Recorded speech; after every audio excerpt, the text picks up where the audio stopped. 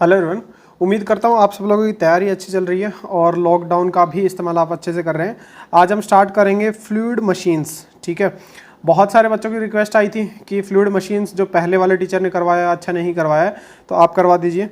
तो मैं कंटिन्यू करता हूँ। मैंने फ्लूइड मैकेनिक्स आपको करवाया था, जिसमें लास्ट लेक्चर जो है मैंने आपका छोड़ा था मोमेंटम इक्वेशन पे। ठीक है, तो जिन लोगों ने वो लास्ट लेक्चर नहीं देखा है, आप वो लास्ट लेक्चर देख लें, क्योंकि 10-15 मिनट का ही है और वो एक बार देख लेंगे तो यहाँ पे आपको कंटिन्यूटी फील होगी। ठीक है, और आज का जो कंटेंट जो मेरा रहेगा वो टोटल ये 9 टॉपिक रहेंगे। बेसिक्स, फिर इम्पल्स टरबाइन देखेंगे, फिर रिएक्शन टरबाइन देखेंगे, फिर ड्राफ्ट ट्यूब देखेंगे, स्पेसिफिक स्पीड्स देखेंगे। ठीक है, फिर टरबाइन की क्लासिफिकेशन देखेंगे। देखिए, पहले मैं आपको ये टरबाइन करवाऊंगा, क्लासिफिकेशन बाद में इसलिए करवा रहा हूँ क्योंकि क्लासिफिकेशन आपको सीधा मैं करवाऊंगा पहले तो आपको समझ नहीं आएगा। ठीक है, तो पहले हम टरबाइंस पढ़ेंगे, फिर मैं क्लासिफिकेशन करवाऊंगा, तो आपको एक फील आएगी कि इन पर्टिकुलर टॉपिक से क्लासिफिकेशन ऐसा ऐसा क्यों किया गया है। ठीक है, फिर हम देखेंगे पंप, फिर हम देखेंगे net positive suction head, and last में हम देखेंगे रेसिप्रोकेटिंग पंप। ठीक है, ये सारा जो कंटेंट है अप्रॉक्सीमेटली आपका 25 लेक्चर्स में मैं कंप्लीट करूँगा। ठीक है, बाकी एग्जैक्ट तो जब हम ख़त्म करेंगे तभी हमें पता चलेगा।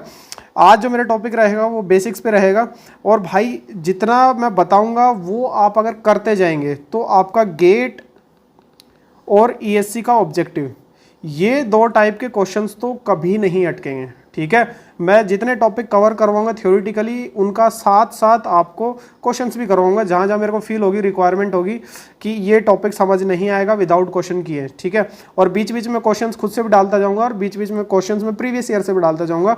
तो आपकी एक संपूर्ण प्रैक्टिस इस पर्टिकुलर वीडियो सीरीज से हो जाएगी। ठीक है, और ये 25 लेक्चर हम कोशिश करेंगे कि 10 से 12 दिन में कवर अप कर लें। ठीक है, मैं कोशिश करूंगा कि दिन में 2 लेक्चर बना लूं। चलिए स्टार्ट करेंगे। स्टार्ट करने से पहले मैं आपको फिर से एक बार रिक्वेस्ट करता हूं कि जो पुराना वाला जो मैंने लेक्चर सीरीज बनाई थी फ्लूइड मैकेनिक्स की, उसका जो लास्ट लेक्चर मैंने छोड़ा था वो छोड़ा था उस पॉइंट पे जहां से मेरे को फ्लूइड मशीन स्टार्ट करना था। ठीक है, तो उसमें जो बेसिक इक्वेशन है मोमेंटम वाली, वो आप वहां से एक बार देख ले। लास्ट लेक्चर देखना, उसके अलावा कुछ नहीं देखना उसमें। ठीक है, डिस्क्रिप्शन बॉक्स में मैं उस प्लेलिस्ट का लिंक डाल दूंगा। ठीक है, चलिए शुरू करते हैं। फ्लूइड मशीनरी आपकी 2 टाइप की हम पढ़ेंगे, एक तो टरबाइन और एक पंप। ठीक है, टरबाइन क्या है कि जितनी भी आपकी हाइड्रोलिक एनर्जी है, ठीक है, जो डैम वगैरह होती है या फिर और भी किसी हाइट से पानी गिर रहा है, जितनी भी आपकी हाइड्रोलिक एनर्जी है उसको कन्वर्ट करता है मैकेनिकल एनर्जी में। ठीक है, मतलब कि उसको एक डिवाइस से पास करेंगे जो पानी ऊपर से गिरेगा, और वो फिर डिवाइस जो है वो टरबाइन रहेगा, एंड फाइनली जो शाफ्ट हमारी घूम के आएगी वो मैकेनिकल एनर्जी होगी। इसी शाफ्ट को हम आगे जनरेटर वगैरह से कनेक्ट करके इलेक्ट्रिकल एनर्जी ले लेंगे। ठीक है, जो कि इजीली ट्रांसपोर्टेशन में यूज़ होता है कि वाया वायर्स हम ट्रांसपोर्ट कर सकते हैं उस एनर्जी को। पंप जो होता है वो रिवर्स होता है, वो इलेक्ट्रिकल एनर्जी कंज्यूम करता है आपकी और फिर शाफ्ट घुमाता है। ठीक है, वो एक रोटर को घुमाता है जो कि आपका हाइड्रोलिक एनर्जी में चेंजेस करता है। एक लो लेवल से पंप क्या करता है, प्रेशर बढ़ा के हाई लेवल पे आपका फ्लूइड फ्लो करवाता है। ठीक है, तो ये बेसिक है। अब इन डेप्थ डिटेल जितना आपके एग्जाम के लिए रिक्वायर्ड है वो मैं आपको बताऊंगा। ठीक है, सबसे पहला जो बेसिक है इम्पैक्ट ऑफ जेट। कोई भी जेट अगर किसी पर्टिकुलर डायरेक्शन में आपकी जा रही है, उसका अगर वो किसी एक पर्टिकुलर सरफेस पे स्ट्राइक करती है, ठीक है, तो स्ट्राइक करने के बाद उस सरफेस पे वो क्या इंपैक्ट डालेगी, उस सरफेस पे वो कितना फोर्स डालेगी, ठीक है, वो हम पढ़ना स्टार्ट करेंगे। पहले हम एकदम फ्लैट प्लेट पे पढ़ेंगे, इंक्लाइन पे पढ़ेंगे, ठीक है, स्टेशनरी प्लेट पे, फिर मूविंग फ्लैट पे पढ़ेंगे, मूविंग इंक्लाइन से पढ़ेंगे, फिर कर्व्ड पे पढ़ेंगे। ठीक है, हर टाइप की प्लेट्स और सरफेसेस हम देखेंगे। कर्व्ड सरफेस सिमेट्रिक भी देखेंगे, कर्व्ड सरफेस एसिमेट्रिक भी देखेंगे, और उसके बाद हम जंप करेंगे आपके टरबाइंस में, क्योंकि टरबाइंस में कुछ नहीं है, आपका ब्लेड्स पे जो इम्पैक्ट आ रहा है वो किस तरीके से आ रहा है, क्या क्या फोर्सेस डेवलप हो रहे हैं, वो आपको निकालने होते हैं। अब कंफ्यूजन लोगों को इसी में हो जाती है क्योंकि उनके बेसिक्स क्लियर नहीं होते। बेसिक आपको 4-5 केस में करवाऊंगा जिनमें आपका सिंपल जो जेट आ रही है वो अलग अलग सरफेस पे स्ट्राइक कर रही है, तो कैसे कैसे फोर्स जनरेट हो रहा है वो हम पढ़ेंगे। ठीक है, तो बेसिक वाला बहुत ही नेसेसरी है ताकि आपको फर्दर कंफ्यूजन्स ना हो। चलिए स्टार्ट करते हैं। मान लो जी हमारे पास ये एक फ्लैट प्लेट है, ठीक है, और ये जेट है हमारी, ठीक है, ये जो पाइप है जिससे हमारा वाटर जेट हमने जनरेट करी है, या फिर कोई और भी अगर फ्लूइड है तो वो हमने जनरेट किया है, ठीक है। फर्दर मैं इस साइन को पूरा इस तरह से दिखाऊंगा, तो मान लेना है कि जेट का ये वाला पोर्शन है, ठीक है। बार बार ये ड्राइंग नहीं करी जाएगी। हाँ, इसमें से जो इसका पोर्शन है आगे का, उससे जेट निकलेगी, ये विड्थ है टोटल, ठीक है, ये जेट आपकी। फिर ये स्प्लिट हो जाएगी, कुछ पार्ट ऊपर चला जाएगा, कुछ नीचे चला जाएगा, ठीक है। और हम ये अजम्पशन लेके चलते हैं पूरे फ्लूइड मशीनरी में, अजम्पशन ली है कि जो फ्रिक्शन है यहाँ पे, ठीक है, सरफेस पे जो फ्रिक्शन है वो ज़ीरो है, ठीक है। और सरफेस पे अगर फ्रिक्शन हम ज़ीरो अज्यूम करके चल रहे हैं, इसका मतलब है इस प्लेट पे चाहे ये किसी भी, चाहे प्लेट सीधी है, इंक्लाइंड है, कुछ भी है, इस पे टेंजेंशियल फोर्स तो नहीं आएगा जब तक सरफेस फ्लैट है, ठीक है। टेंजेंशियली कोई फोर्स नहीं आएगा, तो ये चीज़ आप ध्यान रखेंगे। ये जो एंट्री पॉइंट है, जस्ट जो जब प्लेट पे स्ट्राइक कर रहा है, इस पॉइंट को हम नाम करते हैं पॉइंट 1, जो कि हमें एंट्री पॉइंट से डिनोट करते हैं। जब ये प्लेट को छोड़ रहा है, ठीक है, सरफेस को छोड़ रहा है, उस पॉइंट को हम नेम करते हैं पॉइंट 2 से, जो कि हमारा एग्जिट पॉइंट है, ठीक है। और देखिए जेट जो है वो इस डायरेक्शन में फोर्स लगाएगी प्लेट पे, और प्लेट रिवर्स डायरेक्शन में जेट पे फोर्स इस डायरेक्शन में लगाएगी, ठीक है। ये बेसिक आप सबको समझ आ ही जाएगा। और जो पिछला वीडियो जो आपने देख लिया होगा, उसमें उससे आप समझ पाएंगे कि जो फ्लैट प्लेट पे जो फोर्स है वो चेंज इन लीनियर मोमेंटम होगा। देखिए ये आपकी अगर फ्लैट प्लेट है और इस पे जेट ने स्ट्राइक किया, ठीक है, तो जेट का जो चेंज इन मोमेंटम है वो ही प्लेट ने फोर्स उस पर लगाया होगा, तो वही हम निकाल रहे हैं। चेंज इन मोमेंटम जब निकालेंगे तो मास फ्लो रेट इनटू वेलोसिटी, ठीक है, वेक्टर फॉर्म में मैंने लिखा है क्योंकि ये बहुत इंपॉर्टेंट है, क्योंकि एक्स और वाई डायरेक्शन में जितना मास, जितना मोमेंटम का चेंज आएगा वही हमारा एक्स और वाई डायरेक्शन में फोर्स आएगा, ठीक है, rate of change of momentum. अब देखिए मास फ्लो रेट इनटू V2 आपको बताया था, ये वाला V2 है आपका, ठीक है, वर्टिकल डायरेक्शन में। तो इसका x कंपोनेंट क्या है वो सारी चीज़ें हम देखते हुए चलेंगे, अलग अलग केस में देखेंगे। फिलहाल आप मान के चलो V2 हमारा एग्जिट वेलोसिटी है जब भी सरफेस से वाटर निकलेगा, और V1 हमारी एंट्री वेलोसिटी है जब भी सरफेस में एंट्री कर रहा है, ठीक है। तो मास flow rate into V2 minus mass flow rate into V1, ये आपका चेंज इन मोमेंटम आया, ठीक है। और जो जेट ने फोर्स लगाया होगा वो exactly opposite in the direction of plate direction है, ठीक है, प्लेट का जो फोर्स है। तो जेट ने जो फोर्स लगाया वो हम क्या कर सकते हैं, इन दोनों चीज़ को रिवर्स कर देंगे, ठीक है, m1v1 माइनस m2v2, ठीक है। ये फोर्स जेट ने प्लेट पे लगाया, ठीक है। और जो मास फ्लो रेट है वो आपका जो वाटर स्ट्राइक जो करेगा बॉडी पे, या कोई भी प्लेट है, या इन फ्यूचर जब हम वो ब्लेड पढ़ेंगे, कर्व्ड ब्लेड टाइप होगी, जितना मास स्ट्राइक करेगा वो आपका मास फ्लो रेट में काउंट होगा। अब मान लो अगर ये आपका फ्लैट सरफेस है या कुछ है और यहाँ से आपने जेट दी है, ठीक है, तो अभी तो जितना मास गया है वो हमने मास फ्लो रेट में काउंट कर लिया, बट इन केस ये प्लेट भी मूविंग होती, ठीक है, तो जितना मास यहाँ से निकला है वो यहाँ पे स्ट्राइक नहीं करेगा, ठीक है। वो आगे केस हम देखेंगे। चलिए स्टार्ट करते हैं। केस नंबर 1, जब आपका jet strike stationary plate, flat plate in normal direction का मतलब है 90 डिग्री पे। अगर फ्लैट प्लेट आपकी इस तरह से एकदम एग्जैक्टली 90 डिग्री पे इस पे स्ट्राइक कर रहे हैं, ठीक है। आप देख लो ये आपकी नोज़ल है, ठीक है, और ये नोज़ल का डायमीटर है, तो यही आपका जेट जो निकलेगी उसका डायमीटर होगा, ठीक है। मान लो mass flow rate m dot है और यहाँ वेलोसिटी v1 है, ठीक है, और फ्लैट प्लेट है, तो हम मान के चल रहे हैं कि दोनों तरफ जितना मास जाएगा हाफ इस डायरेक्शन में आ जाएगा और हाफ मास आपका इस डायरेक्शन में आ जाएगा। ये आपका एंट्री पॉइंट 1 हो गया, ये आपका एग्जिट पॉइंट 2 हो गया, ठीक है।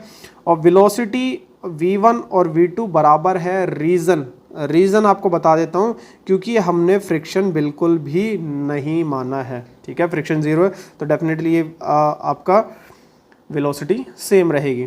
एटमॉस्फेरिक प्रेशर दोनों केस में सेम है, क्योंकि दोनों ही एटमॉस्फेरिक के उसमें आ रहे हैं, कुछ भी क्लोज्ड आपके मशीन के थ्रू कोई भी पॉइंट नहीं आ रहा है, तो आपका एटमॉस्फेरिक प्रेशर है दोनों। रो मैं डिनोट कर रहा हूँ डेंसिटी से, डी डायमीटर है आपका नोजल का या फिर जो जेट आपकी निकल रही है, एरिया आपका pi by 4 into D square हो गया, ठीक है, और क्यू आपका डिस्चार्ज है, तो डिस्चार्ज क्या हो जाएगा, एरिया इंटू वेलोसिटी v1, ठीक है।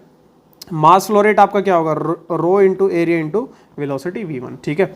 सिंपल सा है। आप देखते हैं force in normal direction to the plate, जो कि हम Fx से डिनोट करेंगे। ये आपकी प्लेट थी, ये डायरेक्शन x है और ये डायरेक्शन आपकी y है, ठीक है। तो x डायरेक्शन में जब हम rate of change of momentum निकालेंगे, ठीक है, मास flow rate into velocity v1 minus, ठीक है, अब जो हाफ मास ऊपर जा रहा था और हाफ मास आपका नीचे जा रहा था, बट इनकी एक्स डायरेक्शन में कोई वेलोसिटी है नहीं है, जीरो वेलोसिटी है, क्योंकि प्लेट स्टेशनरी है। तो आपका एक्स डायरेक्शन में जो वेलोसिटी है मास की, जो ऊपर गया और जो मास जो नीचे गया है, उनकी वेलोसिटी जीरो है। तो ये टर्म आपकी जीरो हो गई है। तो नेट आपका फोर्स कितना हो गया नॉर्मल डायरेक्शन में आपके प्लेट पे, मास flow rate into velocity v1, जो v1 वेलोसिटी में डिनोट कर रहा हूँ, जो आपकी जेट वेलोसिटी है, ठीक है। फर्दर नोटेशन हम यही रखेंगे। तो ये आपका जो नॉर्मल फोर्स है वो क्या हो गया, मास फ्लो रेट आपका क्या होगा, रो ए इंटू v1, और ये v1 एक बार और मल्टीप्लाई हो जाएगा तो स्क्वायर आ जाएगा, ठीक है। वाई डायरेक्शन में अगर देखें, जो टेंजेंशियल डायरेक्शन है, उसमें आपका फोर्स एग्जैक्टली जीरो ही आएगा। जीरो क्यों आएगा, क्योंकि देखो इनिशियली जो वेलोसिटी थी v1 था, इसका वाई डायरेक्शन में कोई कंपोनेंट नहीं है, तो ये वाई डायरेक्शन में जिसका कंपोनेंट है वो जीरो हो गया, ठीक है, ये टर्म जीरो आ गई। बट जो m2 हाफ मास ऊपर गया, उसकी डायरेक्शन पॉजिटिव मान लो, आपने ऊपर वाला y डायरेक्शन पॉजिटिव माना है, तो हाफ जो नीचे गया है, तो ये जो आपका y है ये आपको नेगेटिव लेना पड़ेगा v2, ठीक है। आप यहाँ से समझें कि m dot by 2 into v2, और इस डायरेक्शन में जो मोमेंटम है m dot by 2 into v2, ठीक है। दोनों एकदम अपोजिट डायरेक्शन में मोमेंटम आपका वेक्टर क्वांटिटी होती है, ठीक है। तो ये आपका कैंसिल हो जाएगा, तो ये क्वांटिटी आपकी फिर से जीरो हो गई, ठीक है। तो टेंजेंशियल फोर्स आपका जीरो, वैसे भी निकालने की जरूरत नहीं थी, हम ऑलरेडी मान के चल रहे हैं कि आपका फ्रिक्शनलेस सरफेस है, तो और सरफेस एकदम फ्लैट है, ठीक है, फ्रिक्शनलेस भी है और फ्लैट भी है, तो आपका टेंजेंशियल फोर्स नहीं आएगा। टेंजेंशियल मतलब सरफेस के अलोंग जो फोर्स है वो नहीं आएगा, ठीक है। केस 2 और देखते हैं, फिर हम ये लेक्चर खत्म करेंगे। नेक्स्ट टॉपिक जो है, नेक्स्ट जो केस है केस 3, वो हम नेक्स्ट टॉपिक में देखेंगे। Jet strikes on inclined plane, ठीक है। इंक्लाइंड मतलब ये हमारी प्लेट है, ठीक है, फिक्स प्लेट है, ये मूविंग नहीं है। v जो नोटेशन है वो प्लेट वेलोसिटी की है, या फिर हम ब्लेड वेलोसिटी से डिनोट करेंगे। ये हमारी जो वेलोसिटी है जीरो है, क्योंकि हमारी फिक्स प्लेट है। अब फिक्स प्लेट है, ये हमारी नोजल है, ये जेट की डायरेक्शन हुई, और इसका जेट का और प्लेट का जो एंगल है वो थीटा है, ठीक है। तो नॉर्मल डायरेक्शन जो है उसका जेट के साथ एंगल हो जाएगा 90 माइनस थीटा, ठीक है। अगर इस डायरेक्शन में मेरी वेलोसिटी v1 है, ठीक है, तो आपका, ठीक है, ये एंगल भी कितना हुआ, थीटा हुआ, और ये एंगल क्या हुआ, 90 माइनस थीटा हुआ, ठीक है। इस डायरेक्शन में इनिशियली मेरी वेलोसिटी v1 है, ठीक है। तो नॉर्मल डायरेक्शन में क्या हो जाएगा, ये angle into cos theta, v1 cos 90 minus theta, that is v1 sign theta, ठीक है। यही चीज़ मैंने यहाँ पे आपके लिख दी, इस डायरेक्शन में वेलोसिटी ये है। सिमिलरली इस डायरेक्शन में, टेंजेंशियल डायरेक्शन में, आपकी वेलोसिटी क्या हो जाएगी, v1 इंटू कॉस थीटा, ठीक है। इसी का कंपोनेंट आप ये डायरेक्शन में लेंगे तो, ठीक है, ये चीज़ आपकी हो गई। अब देखिए मास फ्लो रेट जो है, मान लीजिए कुछ मास स्ट्राइक करने के बाद इस डायरेक्शन में आया, ठीक है, उसको m1 से डिनोट कर दिया और डिस्चार्ज q1 से, और कुछ मास आपका इस डायरेक्शन में आया जो कि m2 है, और Q2 आपका डिस्चार्ज इस डायरेक्शन में। अब देखिए वेलोसिटी स्टिल आपकी v1 के बराबर रहेगी दोनों जगह, रीज़न वही है, आपका फ्रिक्शन ज़ीरो है, ठीक है। तो सिंपल जो नेट डिस्चार्ज यहाँ से था, इस पॉइंट 1 से जो नेट डिस्चार्ज था, पॉइंट 1 वो है जो आपका स्ट्राइक करने से जस्ट पहले, सरफेस को स्ट्राइक करने से जस्ट पहले जो पॉइंट है वो आपका पॉइंट 1 है, ठीक है। वहाँ जो पॉइंट 1 पे जो डिस्चार्ज है Q, जो नेट डिस्चार्ज है वो आपका बराबर रहेगा Q1 और Q2। Q1 आपका इस डायरेक्शन में डिस्चार्ज था और Q2 आपका इस डायरेक्शन में डिस्चार्ज था। ये सिंपल, इसमें कुछ का खास रॉकेट साइंस नहीं है। आपका मास फ्लो रेट क्या हो जाएगा, सिंपल रो इंटू ए इंटू v1, ये ऑलमोस्ट हर जगह आपका सेम रहेगा। बस अगर आपकी प्लेट मूव करेगी तो ये कंपोनेंट आपका चेंज होगा, जो कि मैं केस नंबर 4 में आपको बताऊंगा, ठीक है। फोर्स इन नॉर्मल डायरेक्शन देखेंगे, प्लेट के नॉर्मल डायरेक्शन में जो फोर्स लग रहा है, देखिए प्लेट आपकी ऐसे थी, ठीक है, और इस डायरेक्शन में जो आपकी वेलोसिटी थी वो v1 साइन थीटा थी, ठीक है, और इनिशियली इन डायरेक्शन में आपकी कोई वेलोसिटी नहीं है। तो नॉर्मल डायरेक्शन में जो आपका फोर्स होगा मास flow rate into v1 sine theta minus, ठीक है, इस डायरेक्शन में आपकी वेलोसिटी 0 है, 0 0 जो भी मास फ्लो रेट आपका इस डायरेक्शन में गया, ठीक है। तो आपका नेट जो फोर्स आएगा वो क्या आएगा, रो ए वी वन, ये तो मास फ्लो रेट था, ठीक है, और इस क्वांटिटी से मल्टीप्लाई करेंगे rho A V one square into sine theta, ठीक है, साइन थीटा। अब अगर इस ये जो नॉर्मल फोर्स है एफ एन जो आपका आया है, ठीक है, इसका एक्स कंपोनेंट लेंगे और वाई कंपोनेंट लेंगे। ये आपका एंगल थीटा था, ये आपका एंगल थीटा है, ठीक है, ये फोर्स आपका एफ एन आया है, ये आपका 90 माइनस थीटा है, ठीक है। अगर इस डायरेक्शन में आप फोर्स ले रहे हैं, ठीक है, तो एफ एन इंटू ये एंगल का कॉस कंपोनेंट, ठीक है, F N into cos 90 minus theta that is sine theta, और वाई डायरेक्शन में आपका F N into cos theta, ठीक है।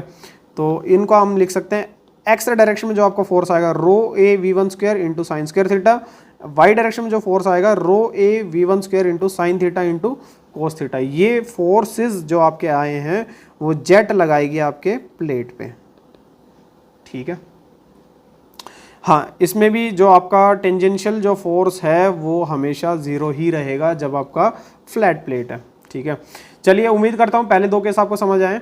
फर्दर जो हम केसेस देखेंगे वो आपका मूविंग प्लेट्स के देखेंगे और मूविंग इंक्लाइंड प्लेट्स के देखेंगे और हिंज प्लेट के देखेंगे और कर्व्ड सरफेस के भी देखेंगे। उसके बाद हम टरबाइन के क्वेश्चंस और टरबाइन के लेक्चर्स स्टार्ट करेंगे। चलिए, stay focused and do well in exam.